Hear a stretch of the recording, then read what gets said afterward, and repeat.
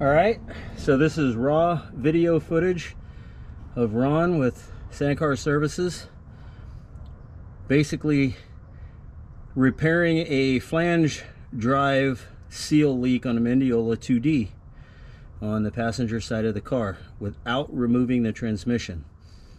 So try to go through it step by step, but I'm doing this raw, so I don't plan on editing the video.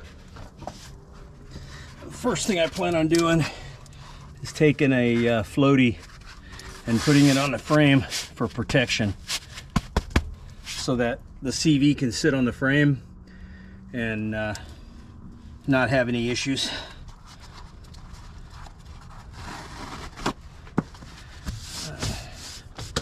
Check the shaft. Okay, so I need the shaft to be able to turn, so I'm going to lift the car up. I got blocks under the front tire, front and back.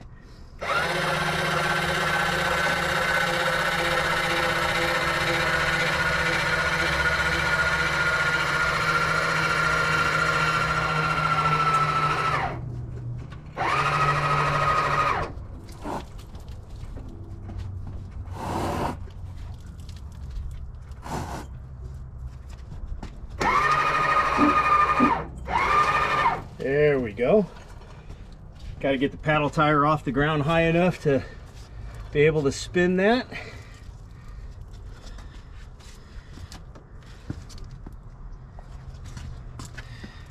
I'm going to try not to pull the tire, but at some point in the video you might see me pulling the tire. So I have a handmade electric jack that I just stuck under the side of the car, and it lifted the paddle off the ground. I got wheel chocks under the front so it doesn't roll forward or backwards. And the first step I need to do is get the inner CV boot off.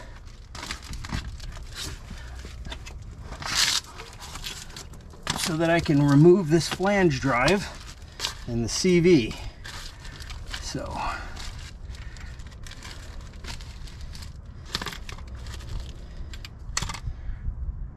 I need a little bit of air so that I don't get dirt contamination all over everything. So let me go grab my air real quick.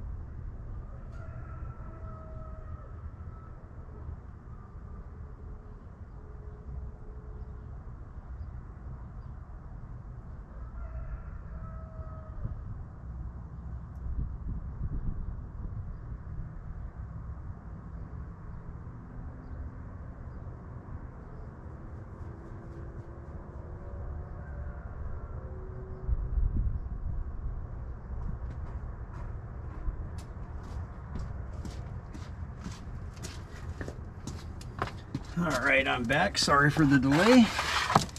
All right, so let's see what this thing's picking up. All right, so the camera is permanently mounted, well, not permanently, but has a camera mount on the frame, so the camera's not going to move.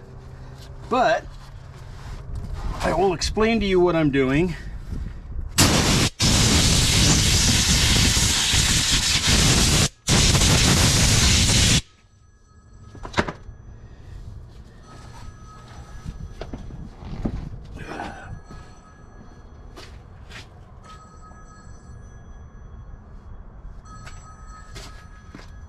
Yep, phone's ringing because somebody blew a spark plug. I'm not really working on cars anymore. But first thing I'm going to do, because customer wants to do a trans service, is I'm going to take a 17 millimeter Allen and I'm going to pull the plug and let the oil out, and I want to see what the oil looks like.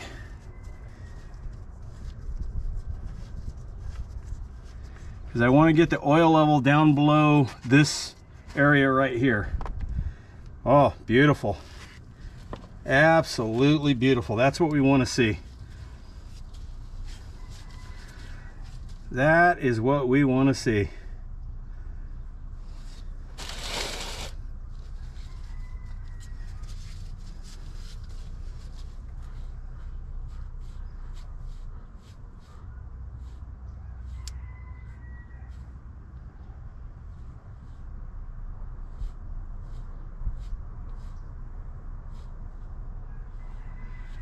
All right, so while that's draining and hopefully doesn't blow all over me, I am going to go get the right size socket, because I thought that was going to be a 5/16 and it's not. It's a 1/4 inch, so I will return.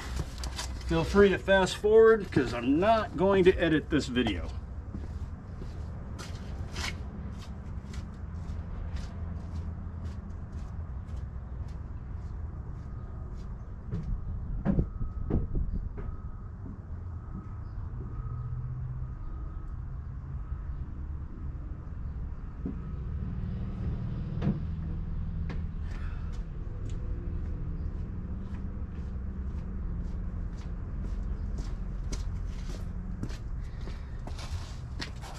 All right, I'm back. So, in reality, this transmission did not need an oil change, but you don't know that just by simply looking through the side cover, because you don't get to see what's on the magnet.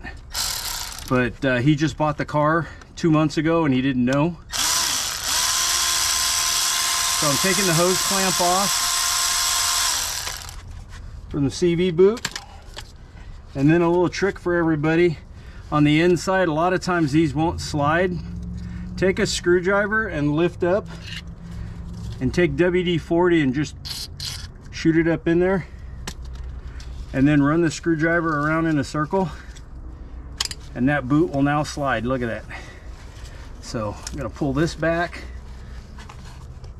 I'm gonna slide that back. Oh yeah, these CVs are dry. These are really dry. Oh, and he's running Allen bolts and not 12 points. So I am going to have to go get a different socket. This is going to be a little bit longer video than I hoped.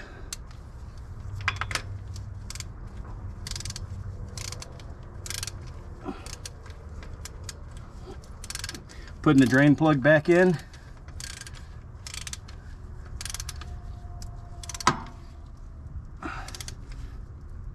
Tightening it down nice and firm. And wipe off the excess oil.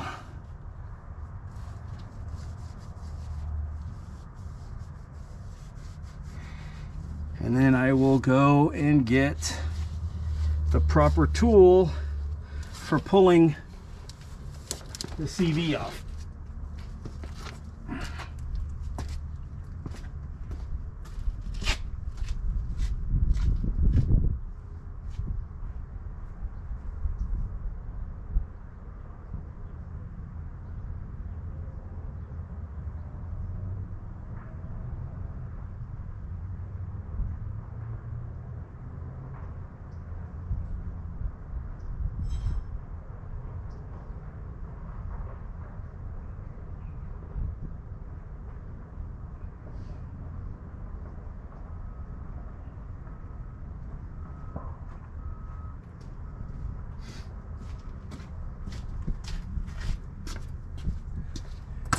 Okay, so, oh wow, CV bolt is loose. I wonder if that means it's stripped out. Look at that. Is it tightened down? Yeah, it tightens down. Woo, that's not good. Somebody didn't tighten down the CVs properly. Mama said there'd be days like that. Mama said there'd be mechanics like that.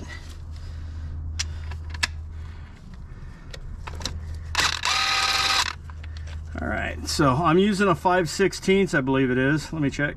Yeah, 5/16 Allen.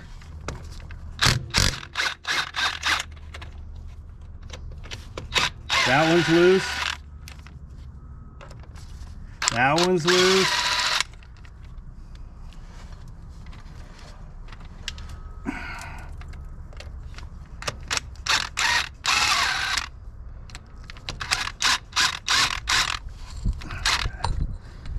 So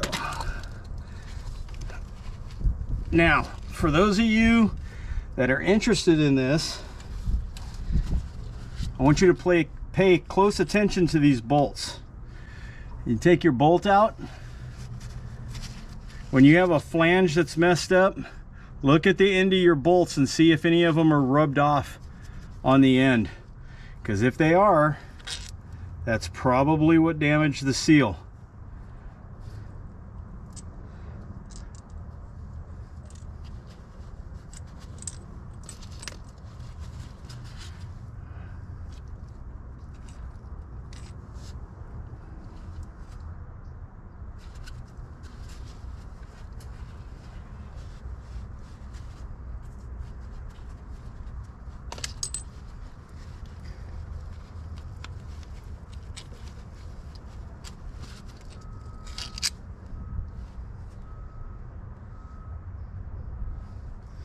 So that one right there touched. You can see the shiny spot on the bolt.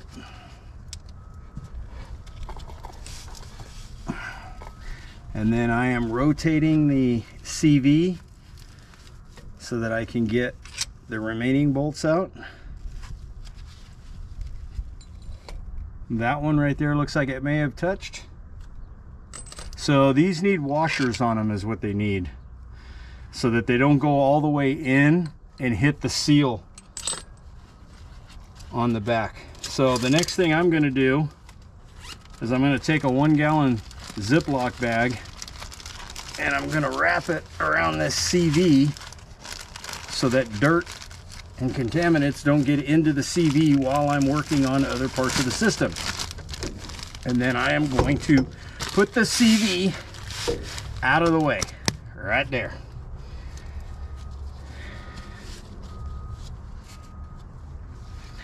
I'm going to make my life easier by wiping off as much of this grease as I can so it doesn't get all over everything when I get this flange off of here.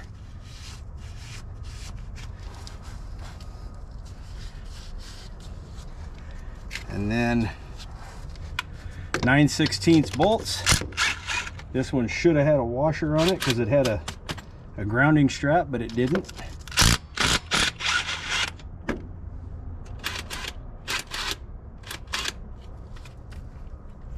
Sometimes these things don't want to come out of your socket.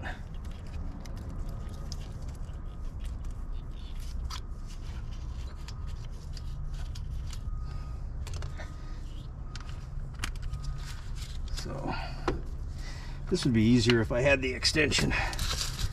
So I'm going to switch the extension that I was using on the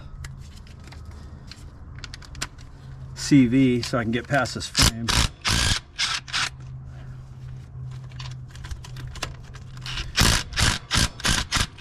Now, one of the things that you need to know in advance is once you pull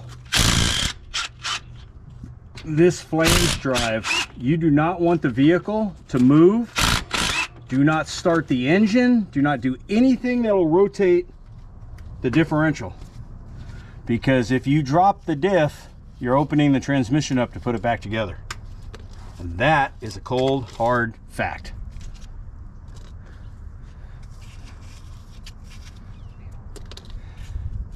Take that ground strap off, tuck it out of the way. So we're going to take all these bolts off. I believe there's 8 of them.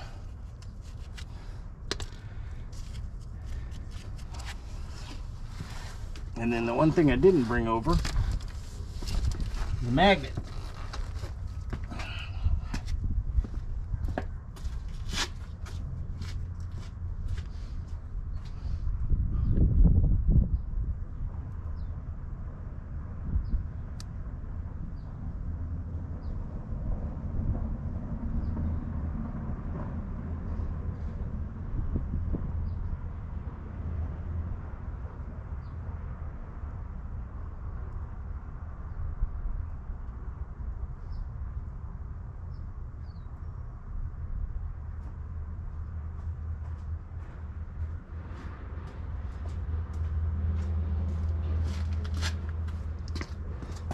All right, sorry about that. I'm back, and yeah, some guys like to run stainless steel washers, but the problem with stainless steel is they don't stick really well to magnets unless they're cheap stainless steel. If they're real stainless steel, they don't always fit. So I don't know if you saw how I did that, but if the magnet doesn't pull it out, like that one it did, if the magnet doesn't pull it out, just take the other side of the screwdriver and just pry on it a little bit and pop it sideways and it'll pop out. Usually they do anyway. And put all your hardware in a place you can get to it. Like that one doesn't want to pop. Take the screwdriver, put the flat blade side and just snap it, because it's just stuck on the threads, no big deal. And then pull it off. I'm just using a pocket screwdriver. All right, and so once that's done, now we just have to pull this out. Now, the best thing to do is to take a blowgun and blow these 2 holes out. You're going to be using these to pull the housing. Shoot just a little bit of WD-40 in there so the threads don't get pinched.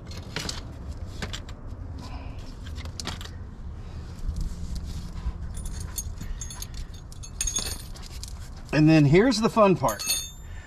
5/16 course is what most of these are.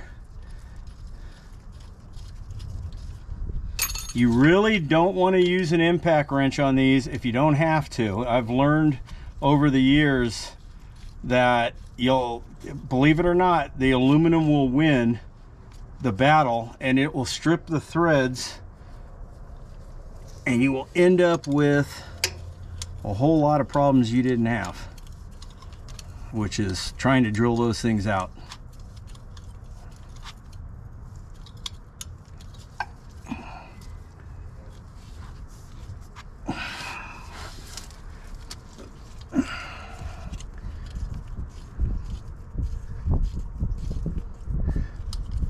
So I always take them out with a hand wrench or a socket.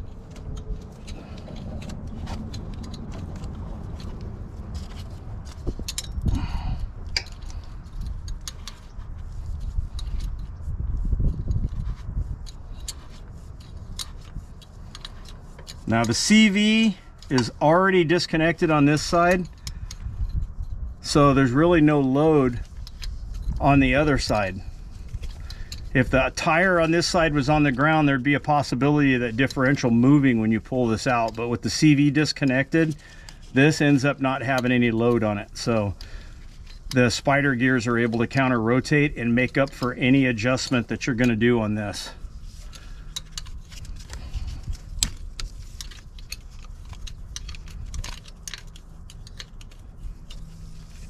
And it does take time. You got to get it all the way out basically to the end of these studs before it'll let you pull it the rest of the way.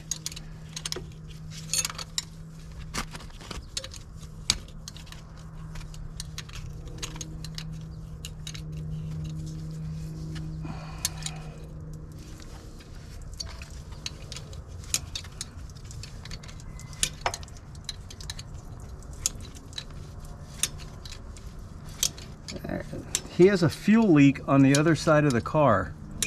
So I'm going to go check out why. I'll be right back.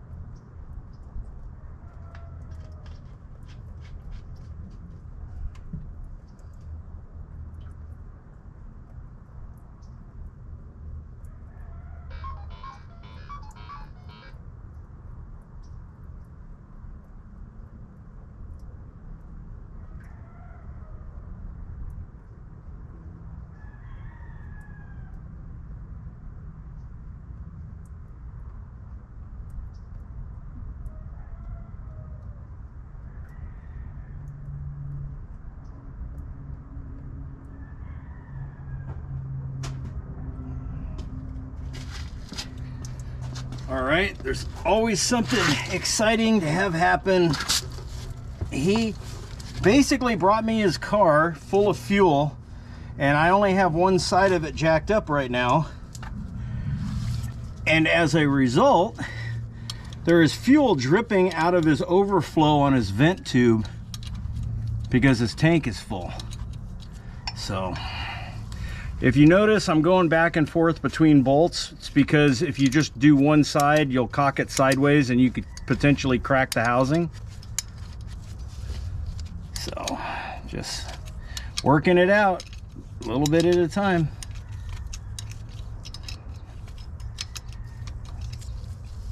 You'll know when you've gone too far on one side because the bolt will start getting a little snug on you, and then you just switch and do the other bolt. And you just walk it back and forth. All right, so once you get there, just grab your bolts, slide it back, and there's your differential. And then this is your flange. So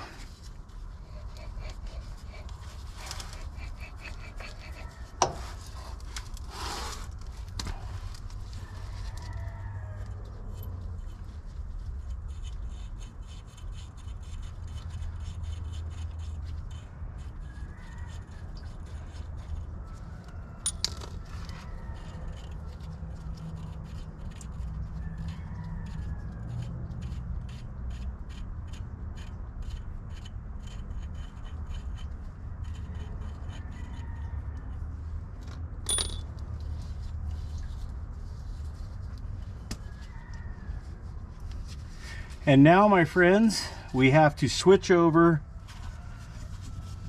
to a workbench to complete this process.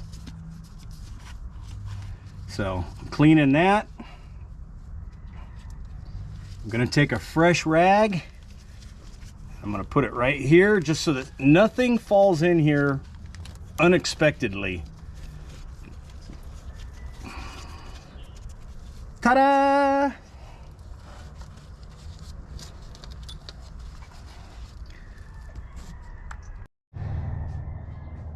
All right, checking to see our viewing angle. The camera might be a little unstable because I have it mounted on a tripod on the bench, but we're going to take the drive flange assembly. And one of the things I like to do, so we need to pull the spiral ring out to get the seal out and inspect the seal, right? So one of the things I like to do is I like to unload that spiral ring. So I'll put this there and I'll take a dead blow, not a real hammer, something that won't damage anything, and I'll just give it a whack. Okay, and then flip it upside down, and I'm going to open the vise up until the flange drops in, and then I'm going to tighten it down just a little so that it doesn't move. And then I'm going to find the end of the spiral ring,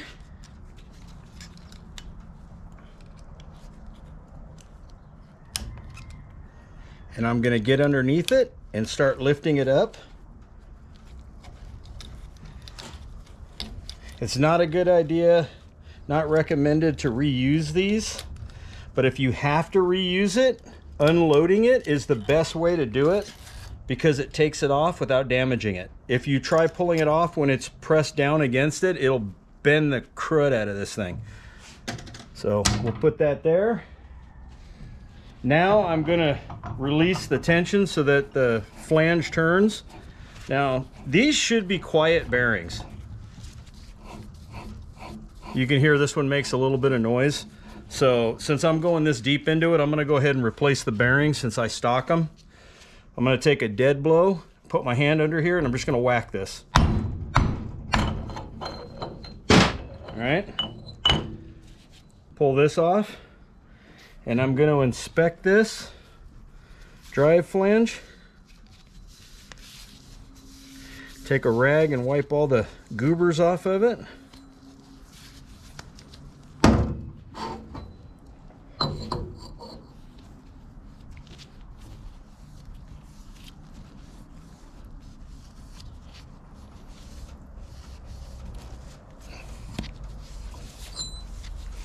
This is the point when you understand what can happen to the differential, since it's just being supported by one bearing right now.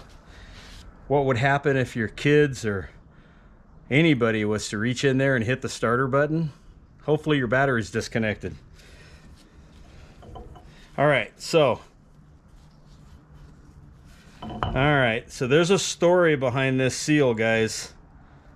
Wow. Oh my God. Look at this. Look at all the, this has been a problem. I'm gonna go get a seal remover real quick.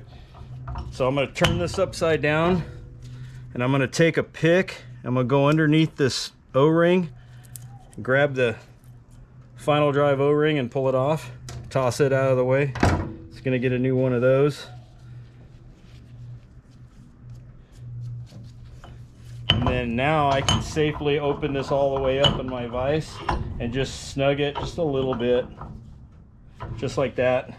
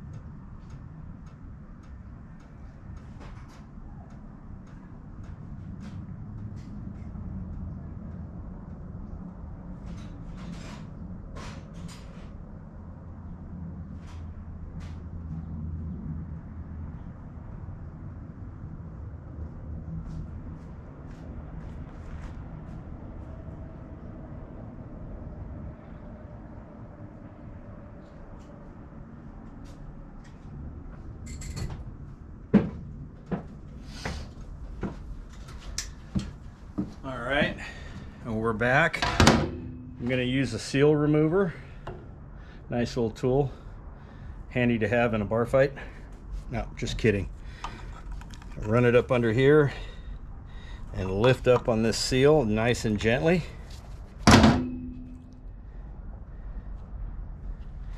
This seal is what we refer to as FUBAR. No, I'm not going to tell you the acronym for it. Look at all the nut and bolt damage from running the CV bolts in. So we definitely need to double check the CV bolt thickness. Wow. Okay, well, it's getting a new seal, that's for sure. And since I'm having to press in a new bearing,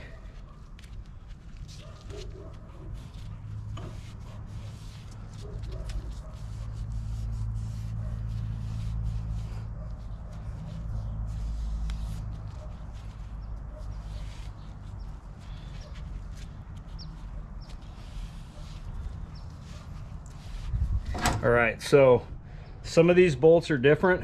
They are not all the same. This particular one is a 5/32 Allen, and they are either going to come out nice or they are not. These are going to come out nice, or at least this one.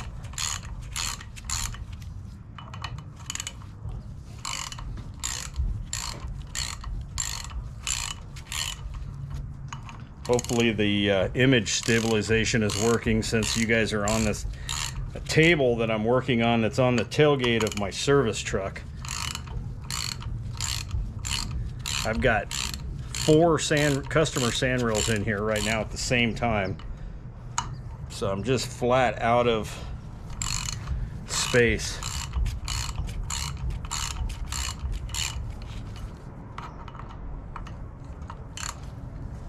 So what I'm doing is I'm removing these 6 flange bearing bolts.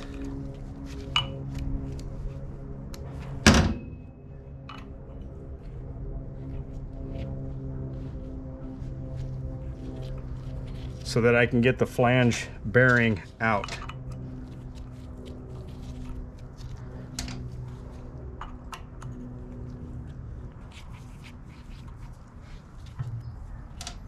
And if my wife is extremely nice, she'll come out and videotape and hold it while I put everything back together for you, because I can't do that on the shop press very easily.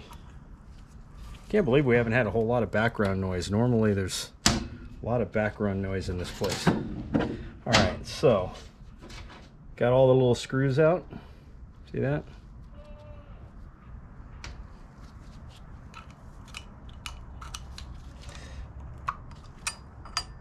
Lift out the flange retainer, the flange bearing retainer.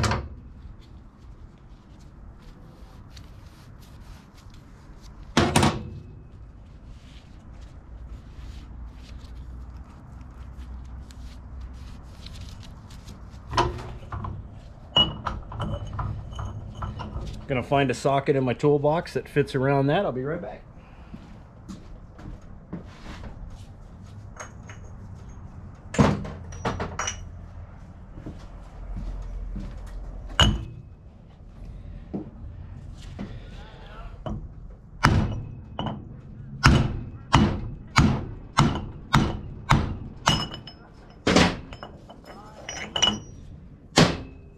And there is the bearing for the flange drive. Yes, your entire CV is supported by that. But they're actually good bearings, believe it or not. This one just has a little flutter in it. You can feel it. It's almost like it got sand in it because the seal was leaking. So we're this deep into it, it's getting a new one. So at this point, this housing needs to be cleaned. You clean your housing however you want to clean your housing. You don't get to see me clean the housing, because every state has different rules and regulations on what you can clean it with. So at this point, I'm going to shut the video off. I'm going to clean this housing up. I'm going to clean this flange up.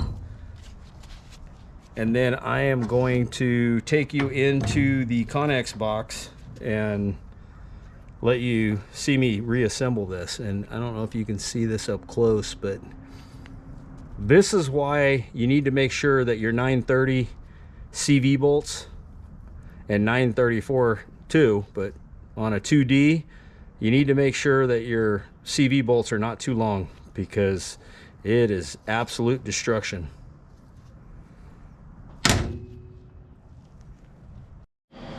All right, so I'm at the point right now where we're going to reassemble the flange drive assembly, and I need some inventory for that. So the first thing I need is a flange drive bearing, brand new.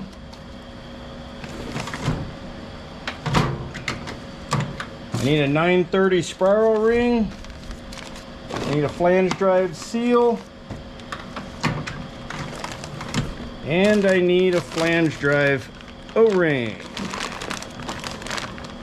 which never seem to come out of the bag the way they go in.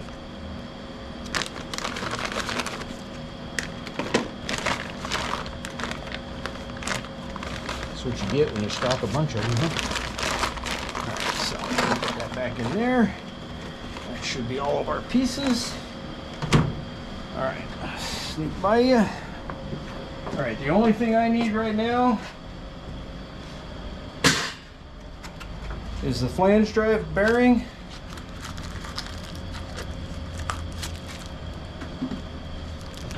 And like I said earlier, these bearings should be really quiet. If you hear these making noise, just change them out. The entire load of your CV is riding on this bearing. That's how quiet they should be.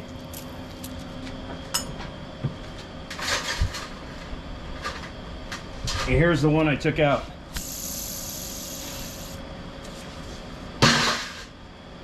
So gonna set this up. We want to press it from the outside of the bearing, not from the inside. You never want to press on the inner side of a bearing.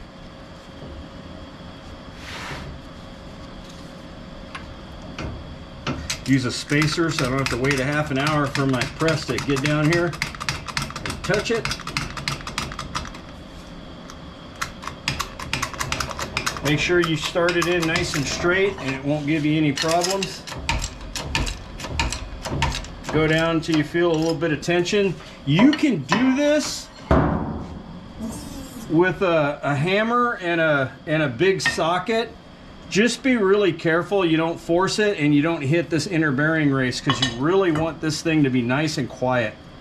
Just like that. You probably hear the fan more than you hear that. So now the next step is we can't put this in, the flange, until we get the retainer, the bolts, and the seal put in. But to do that, I need to take this back out to the vise to tighten these down. So let's grab our parts and meet you at the vise. Okay, so now we're back up in the mobile truck, and here's the parts. 930 spiral ring. This is a flange drive seal. This is the new O-ring. This is the old bearing, which I'm going to put over here with all the old parts. And this is the seal after it's been cleaned. You think the CV bolts might have pinched that just a little bit? That's sarcasm. So now that the bearing's in here, we have the 6 retaining bolts that we pulled out. I cleaned these off already. And here's the retaining plate. And one of the things I like to do, and this is just me, every trans shop is different, I take pure Lucas stabilizer, oil stabilizer, full synthetic stabilizer, just to pre-lube this bearing so it's not going in dry. Run it around nice and smooth. Okay, now I'm going to open the vise back up till that drops down flat. Not tightening this down really tight to leave imprints in it. I'm just tightening it down so it won't move. Now I'm going to put the flange in here and line up the bolt holes. I'm going to take a bottle of blue Loctite. And I'm just going to put a dab on here. That's it. You don't need a lot. Blue Loctite is made to come back off when you need it to without putting heat to it. If you want them to never come out again, put red Loctite on it, and that'll really piss off the next guy that has to open up the tranny. So just a little dab of blue.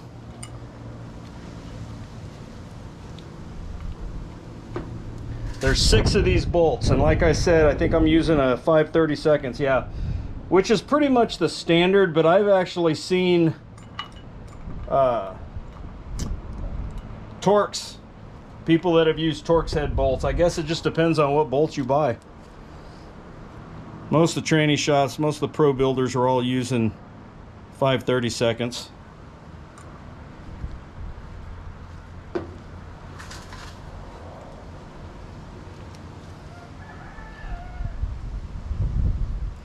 To be able to do this with the transmission in the car is the cool thing. One more. One little dot. Put that on there. Put my lid back on my blue Loctite so it doesn't dry out. And then you need to take 2 bolts on opposite ends of this circle and just seat them. You don't need to tighten it, just seat them so that it centers the ring because it's tapered. Once that's done, then you can go ahead and start tightening down the rest. All I do the first round is I just go until they come to a stop with very little pressure on it.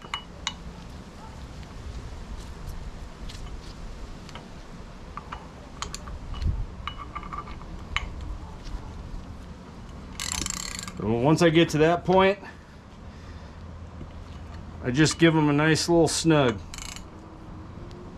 You do not have to tighten these things down to 50 foot-pounds. Do it in a cross rotation like you do a tire. The actual torque on these is probably closer to 15-20 foot-pounds. I've been doing it for so long that I just know what it feels like. And then after I do my cross rotation, I go back one more time in a full circle just to make sure I didn't forget one.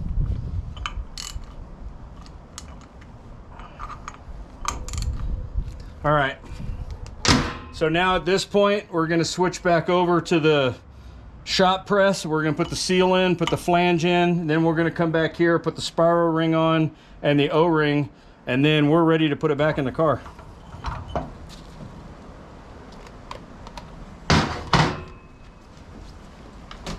Just push it once. All right, so now we're back in the shop press. Open up a new flange drive seal. Throw the box away. Now you guys are on your own trying to find something that'll put this seal in. You really don't want to hit it with a hammer and offset it. I actually had a friend of mine, Juan from Jefferson Transmission, gave me this. It's some sort of a transmission gear out of an automobile, but I tell you what, it fits so many things on a Mendeola transmission cleanly.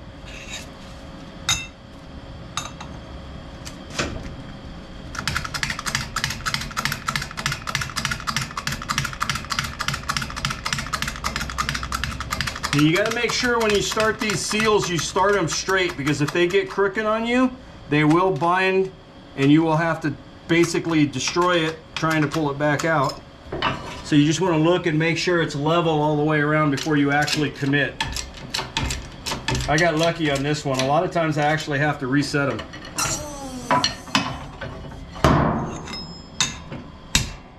All right, so now we got our seal in. Our bolts are in, they're Loctited, they're tightened down. The bearing is pre-lubed. The next step is the flange. Make sure that there's no grooves or pits. Your seal, I don't know if we can get in here, but you can see this is the end of the lip right here. And I mean, literally the seal mark is like 300 thousandths of an inch in. So there's not a lot of room for the seal to ride. The seal does not go out to here. It actually rides at the edge. So you just want to make sure that that's good. This is nice clean shaft, so Once again, this thing comes in really handy. Fits right there.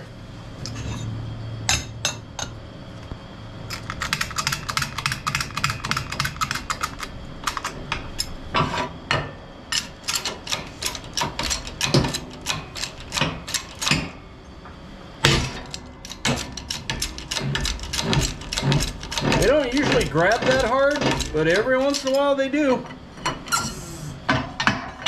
Usually, that's odd to have it pop like that, but it happens once in a while. It just grabbed the bearing, and just want to check and make sure that it didn't crack the housing, because I didn't put a ton of force on it.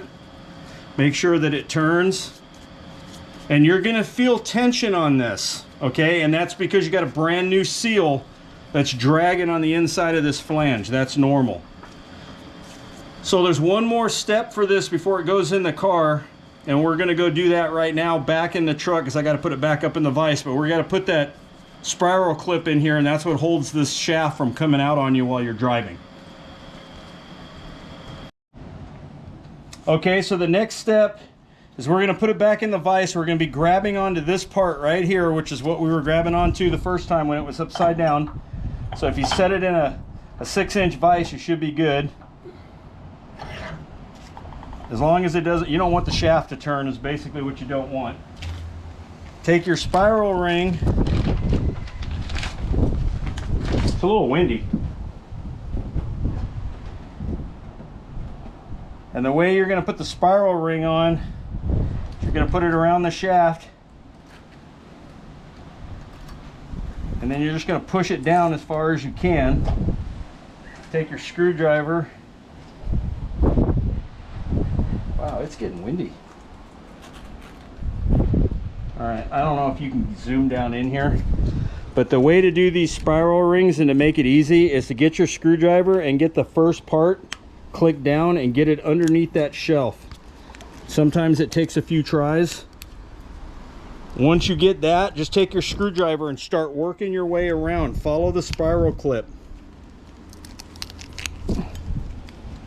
As you start working your way around, the rest of it will follow.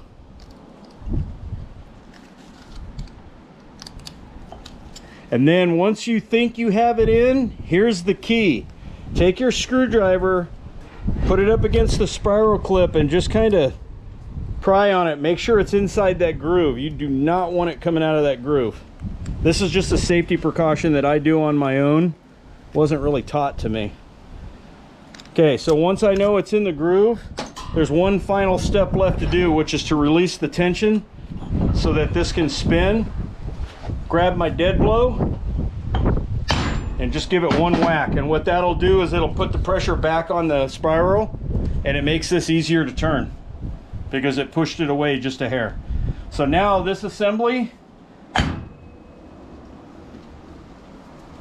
is almost ready. This is the final part. Put the O-ring on it. Now, it's a little controversial. A lot of the tranny shops like to run silicone around this. It's a good idea if you do it. Unless I see damage to the case, I don't run silicone on it. And maybe one day I'll have an issue with that, with the leak coming back, but so far I haven't. So if you see silicone around that seal that you had to pull off, just take a little bit of silicone and just put it back around the base. And then what I'm going to do now is I'm going to go mount the camera back on the car, and I'm going to show you how to reinstall this. All right, so we're back to the automobile side of it. I shouldn't say automobile, the sand wheel side of it. Sorry, bad habit. All right, so we got our flange assembly right here. We're gonna put back in. I'm gonna put a little bit of oil on this seal real quick. A little bit of oil on the inside bearing race. And then we're gonna take our towel off really carefully, make sure we don't knock anything down in there. Once again, we need to make sure that there's no dirt or debris on this lip. Everything looks good. Bearing looks good. Now's a good time to look in there. Wow, they siliconed the input shaft into the sleeve. Interesting. Wonder who did this tranny. I haven't seen that method yet.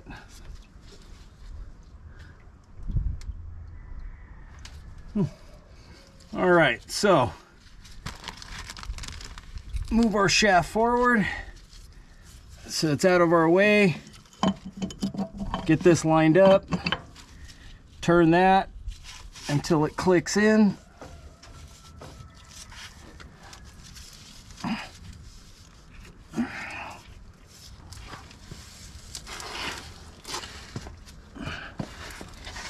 All right.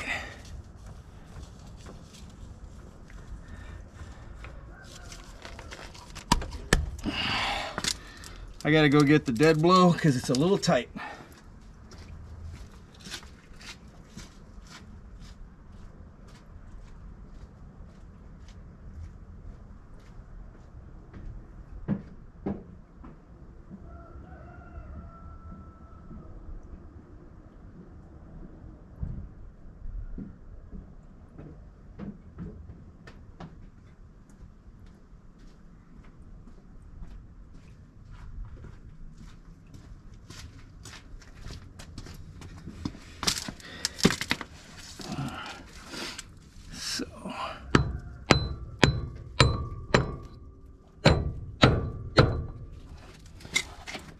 Usually you don't have to tap these in, but sometimes you do. You use a dead blow so you don't hurt nothing.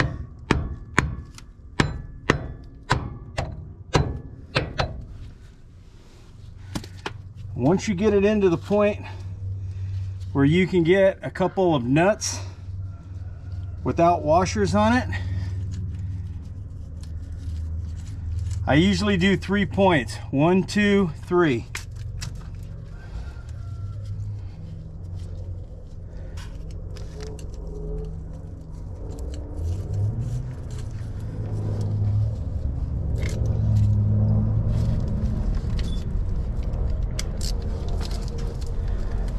Right now I just want to get this started. Sometimes these cases are a little tight and you got to be careful. That's why you have to pull them off with a bolt.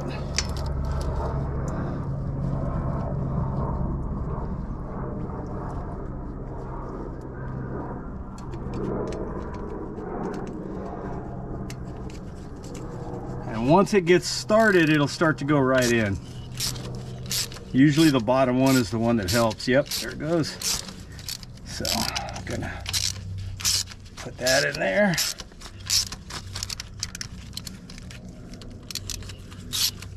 Like I said, some people like to run silicone in it. You're welcome to put silicone around it. If you do, I would not put oil in it until at least 10-12 hours later. Minimum 6, just so that it can cure.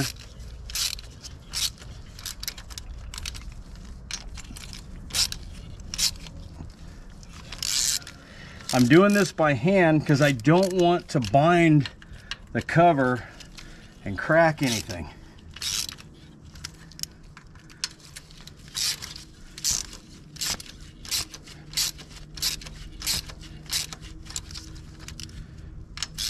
Once I get this thing seated,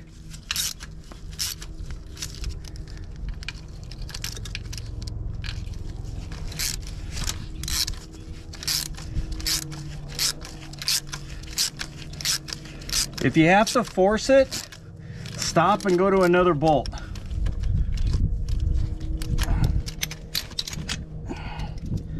That's the rule of thumb.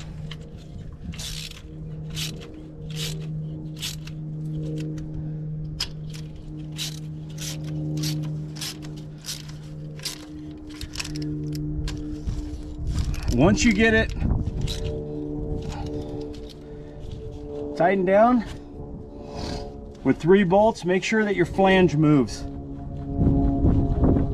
Okay, you want to make sure it's not bound up.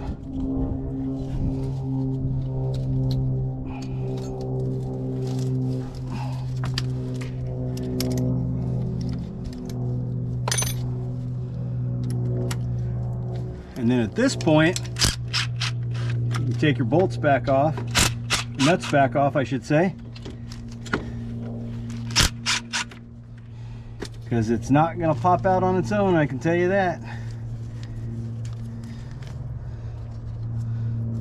Put your washer on it.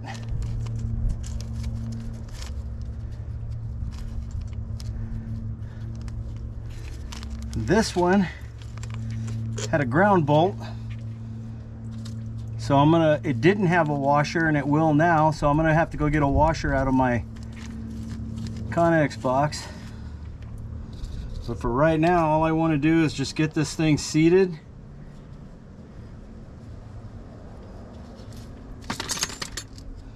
And then move on from there.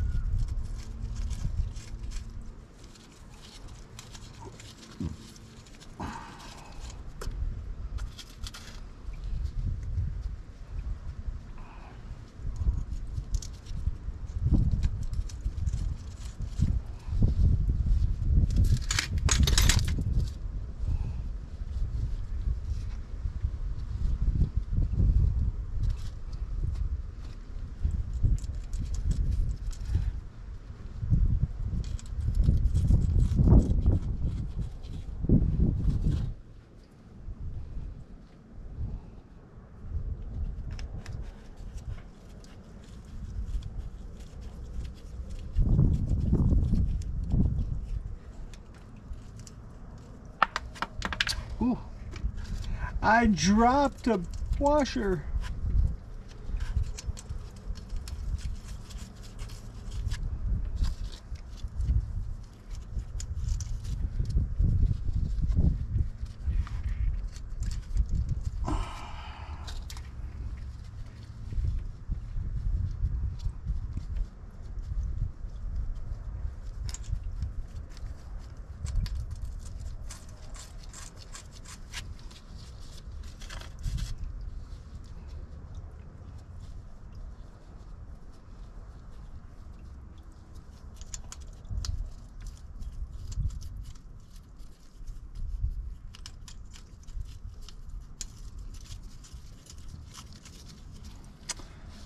Okay, so I have to go get a washer to do this properly.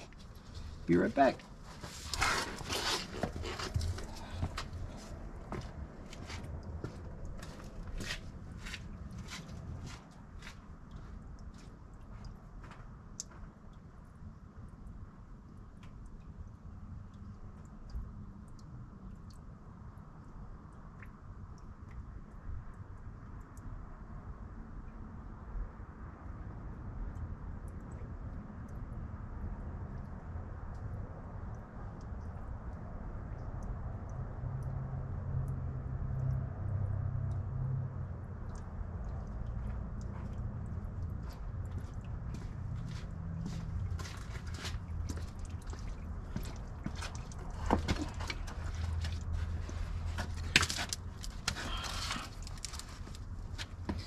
Alright, climb back down underneath here with y'all. Brand new washer. Another nut.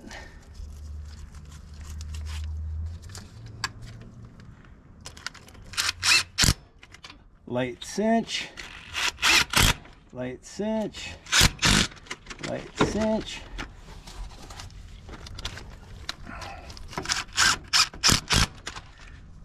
Cinch.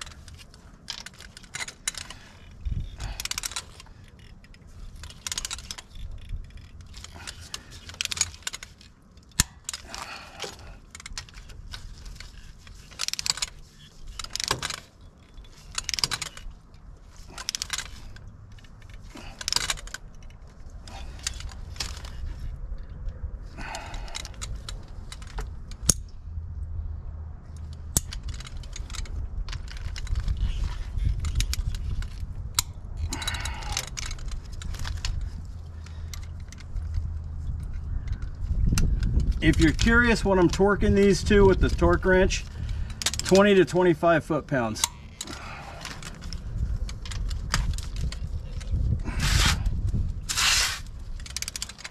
If you don't like that, contact the manufacturer and complain to them. I don't want to strip the thing out and crush the case. I just want it to be tight.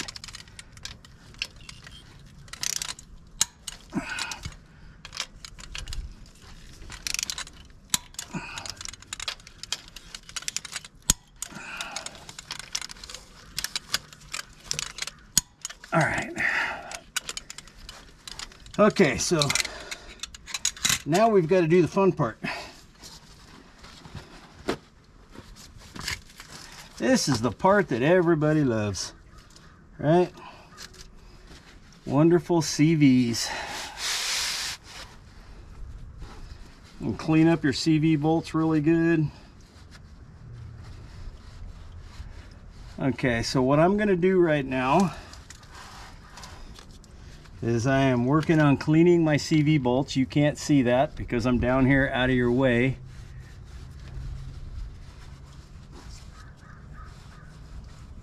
All I'm doing is just cleaning the grease and crap off of the threads. Now, some people like to lock tight these.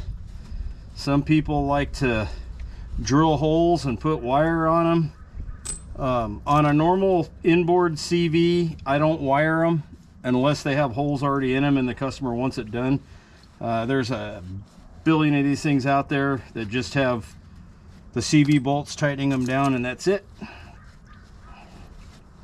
So one of the things I'm going to check, I think we discussed the fact that the biggest culprit for damaging these seals the way they are is bolts that are too long. But these bolts did not show signs of being long enough to damage as bad as those things were. So what I'm going to do right now is get back on my knees instead of on my butt. I'm going to take this bag off.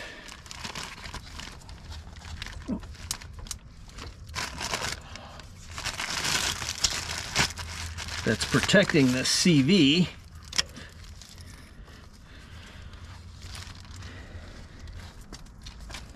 I take that bag off and I'm going to make sure that this flange is tight. I'm going to run this bolt all the way through here and I'm going to look at the depth coming out of the back side, and I know how thick that flange is. So these bolts definitely need a washer, so I'm gonna go get 6 washers and I'll be right back.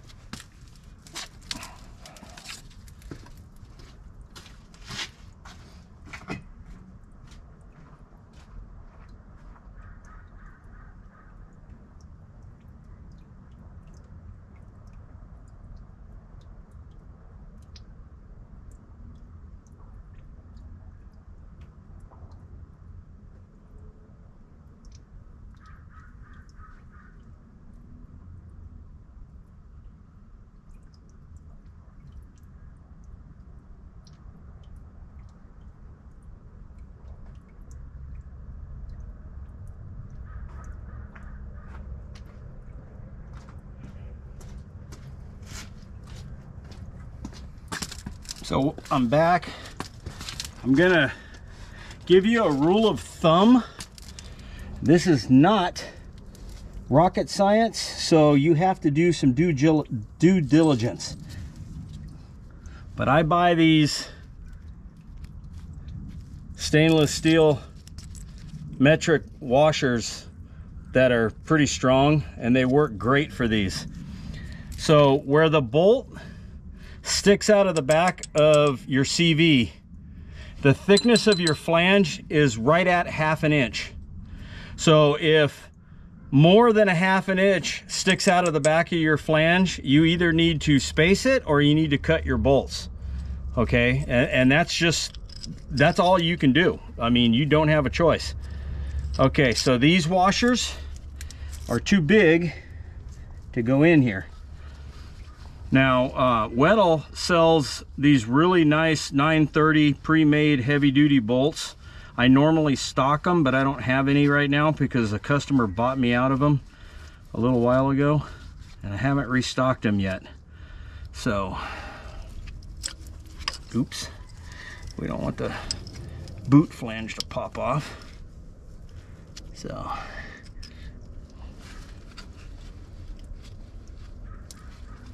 let me go get some smaller washers.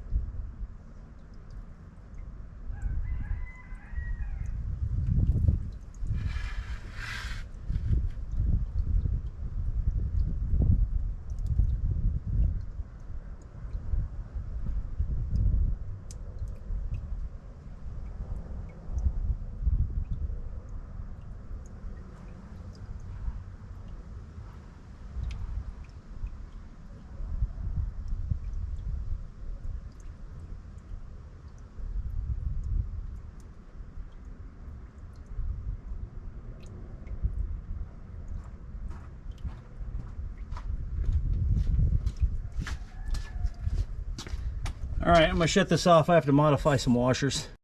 All right, we're back. So I'm gonna explain real quick what I just did. So the washers that I'm using are a little bit too large in outer diameter to fit inside of this boot flange. So I took the washers over to my bench grinder, put them in a pair of vice grips, and I shaved a corner off of them so that they'll fit up in here.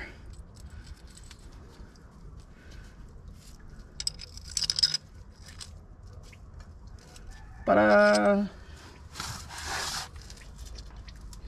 So now each one of these should fit in there, and this will space it back just enough to hopefully keep it from touching. Now, here's a rule of thumb again. When you go to put these CV bolts in, it's a good idea to put them in hand tight at first. If you're going to use an impact, it's okay to use an impact. But it's a really good idea to put them in by hand, and the reason why is because if one of these bolts is going to poke through and you're not 100% sure, you're going to feel it because the tire is not going to be able to rotate. Remember, our tire's off the ground right now. Okay, so I'm able to rotate. See how I'm able to rotate the shaft? That's going to help me line this thing up. So the first thing I'm going to do is I'm going to set, see if I can show you this. I'm going to set a 6-inch extension up with my 5/16 Allen because that's what he's using for bolts. All right, I'm going to use a stubby ratchet, which makes it easy to start. And his CV, remember we talked about how dry it is? I'm going to put a little grease in it for him. I've already talked to this customer about doing full CV prep on this car, and he's got mid-board, so it's a big job. And he's going to be bringing that in a little bit later. But for the meantime, since I pulled this off, I would really like to make sure that his the CV that I've touched is okay. So line up one of the bolts the best you can, rotate your tire so that you got, and just walk it in nice and easy. If you have to force it, you didn't get it right. Okay, and if you have to, rotate the axle for the next one. Okay, and then you want to start all of these bolts before you start tightening anything down, especially since on some cars the bolts will hit the axle shaft and you can't rotate it with the bolts sticking out anyway. I'm not tightening anything down. All I'm doing is just bringing them down to 0. That's why I use a stubby, because it's easier to be able to turn. Okay. And then as you're turning your tire, feel if there's any drag. Right now there's no drag, so I know there's no drag in the brakes or anything like that. So I'm going to be paying attention to how much drag there is, because if it starts dragging more, then I know my seal is probably getting pressure from the bolts, right? So I'm going to take one bolt on each side and I'm going to give them a nice cinch. Okay, and now I'm going to put my wrench down and I'm going to spin the tire. I don't hear anything dragging. I don't feel anything pinching. So with that being said,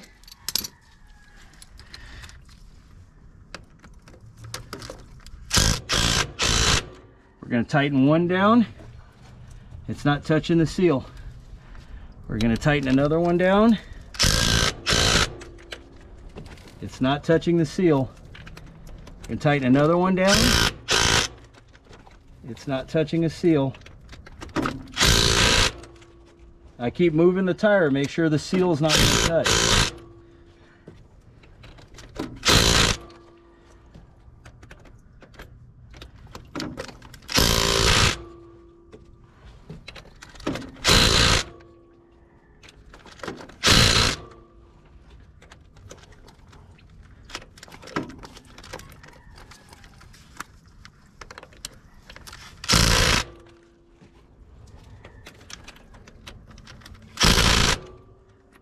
Okay, I'm going to reset my torque wrench for between 40 and 45 foot-pounds, because that's what I like to torque my CVs to. If you have a better number, use your number. It's not exactly a Mitchell on demand spec on these things, although you can go off of the list for what a regular tire is.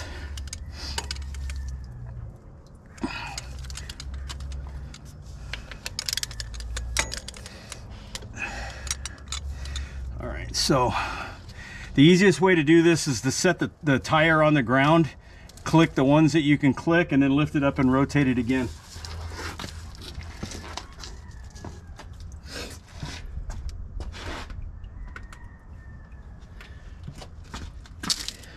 And I pull my battery out of my electric jack so it doesn't run the battery dead.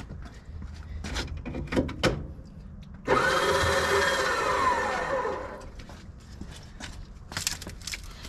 right.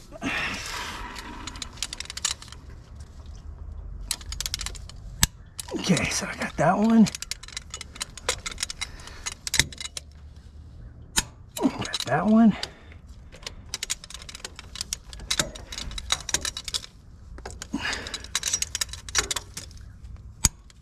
That one. So I got the top three.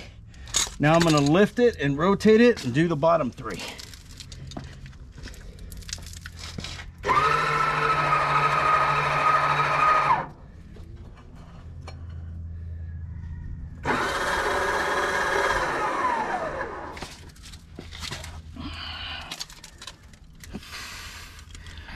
All right.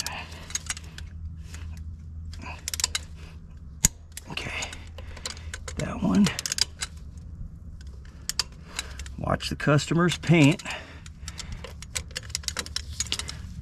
That's what the floaty's for. Okay, got our clicker. Okay, that's 6. Now, at that point, if you want to be redundant, go ahead and go around and check them all again, okay? Now, I talked about this thing being dry. There's one other step that I haven't done yet that I know there'll probably be some comments on, which is orientation of the CV to offset it from the outer CV so that it doesn't bind.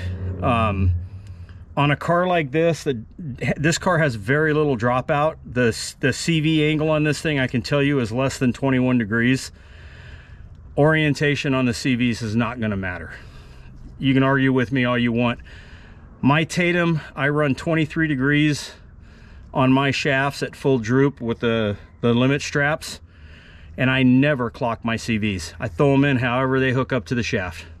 So 7 years now, and how often do you see me out in the dunes with a broken CV? There you go. So it's the ones that you have to clock are the ones that have extreme sweep back and or angle on the shafts. This car's got very good angle. It's amazing how little angle it's running. So now that I've got that done, I'm going to lift it back up so I can rotate it.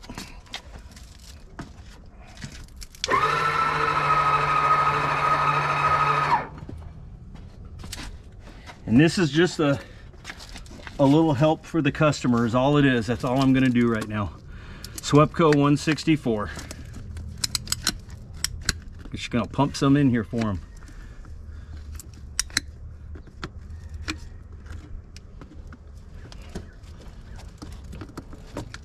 Do it on the high side where the balls are empty.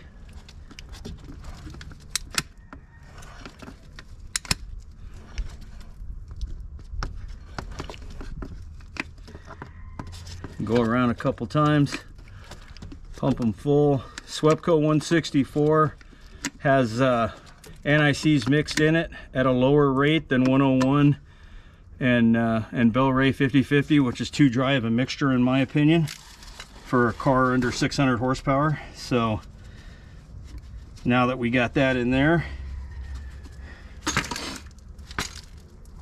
going to take a rag and wipe our hose clamp down. We're going to clean our mating surface for our boot and our boot flange. We're going to slide all of this back up on here and get the boot put back on there.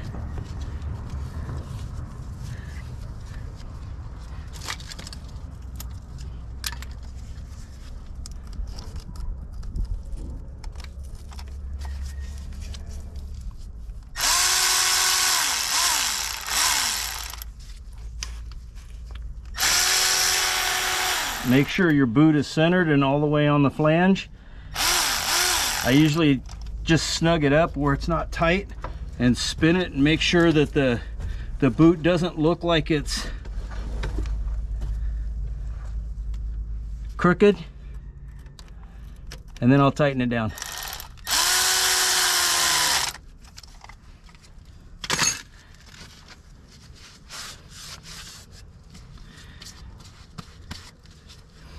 And then we have an 1.5 inches, or I mean an 1.5 inches, I don't know what I'm talking about, 1 1/8 inches, usually for your fill plug. And I'm gonna let the car down so the fuel quits dripping, because it's still dripping.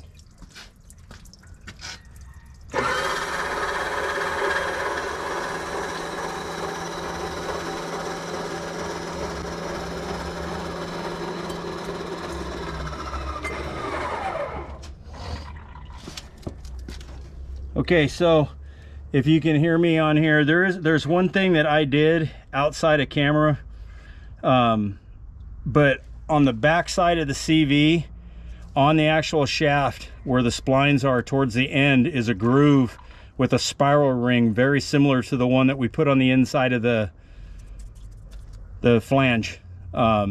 Make sure that that's on and tight and not damaged, because that's what keeps your shaft from coming out of your CV. So that, and now all I got to do is fill the transmission up, and I use this, which is Maxima Racing Oil Pro Gear High Performance Full Synthetic 75-140. This is every transmission I build, 2D that I build, has this in it. If I build an S4, it's got 75-190 in it. So I'm gonna fill this up and then check the level, and unfortunately the camera needs to be moved so that I can fill this properly. And from this point on, the video's done. Time to go test the car. And thanks for watching. It's Ron with Sandcar Services.